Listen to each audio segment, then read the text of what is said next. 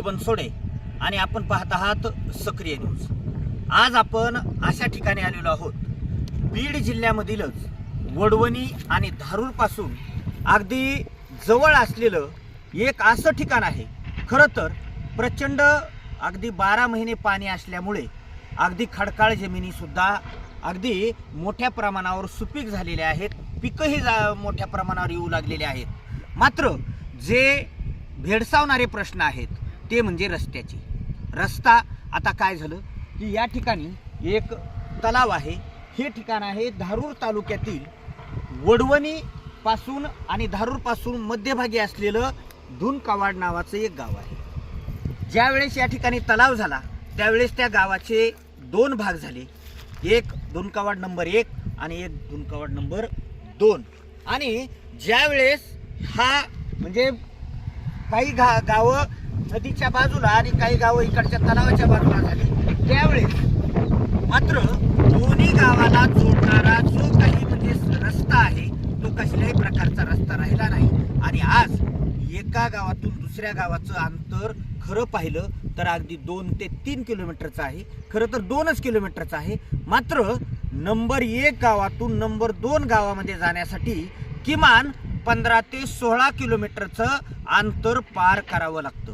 आणि मग आता ग्रामीण भागामध्ये राहणारे जे काही हे ग्रामस्थ आहेत ते त्या मोठ्या रस्त्याने म्हणजे जाणं शक्य नसल्यामुळं मग ते काय करतात, आपण पाहू शकता या ठिकाणी आता पाणी कमी झालेलं आहे, पण पलीकडच्या बाजूला जर आपण पाहिलं तर त्या ठिकाणी ते चप्पू आहेत, त्या याचे कुठल्या हलक्या याचे ते वाहन केलेले आहेत। आणि त्याच्यामधून नंबर 1च्या गावातून नंबर 2च्या गावामध्ये जाण्यासाठी अशा प्रकारच्या या चप्पूचा ते वापर करतात आणि एका गावातून दुसऱ्या गावामध्ये जातात। मात्र हे अतिशय धोक्याचं आहे।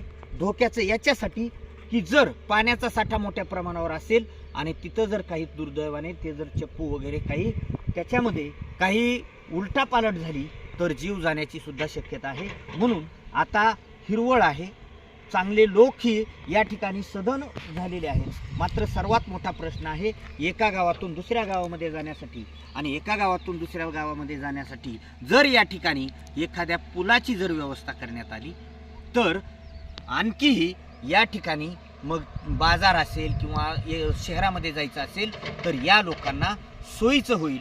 अशा प्रकारे जीव घेणा प्रवास त्यांना करण्याची गरज लागणार नाही। आत्ता जे आपण पाणी या ठिकाणी पाहताय ते अतिशय म्हणजे झिरोवर आलेलं आहे आणि मोठ्या प्रमाणावर या ठिकाणी पावसाळ्यामध्ये ज्यावेळेस पाणी साठतं त्यावेळेस आपण ज्या ठिकाणी उभे राहिलेलो आहोत तिथपर्यंत अक्षरशः पाणी येतं आणि कसल्याही प्रकारची दळणवळण किंवा एका ठिकाणाहून दुसऱ्या ठिकाणी जाता येत नाही।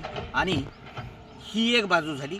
मात्र आपण जे मोठमोठ्या ठिकाणी पर्यटनासाठी जातो, पाण्याच्या ठिकाणी जातो, खरंच या धुनकवाड नंबर 1 मध्ये आपण आलात आणि या ठिकाणाला अगदी पावसाळ्यामध्ये जर भेट दिली तर अतिशय नयनरम्य अशा प्रकारचं हे ठिकाण अगदी शहरी भागात राहणाऱ्या लोकांना आकर्षित करणारं ठिकाण आहे आणि 12 महिने या ठिकाणी हिरवळ असते।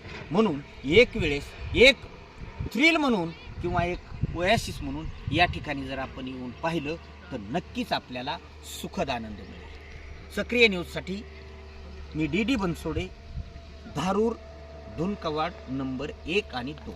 धन्यवाद।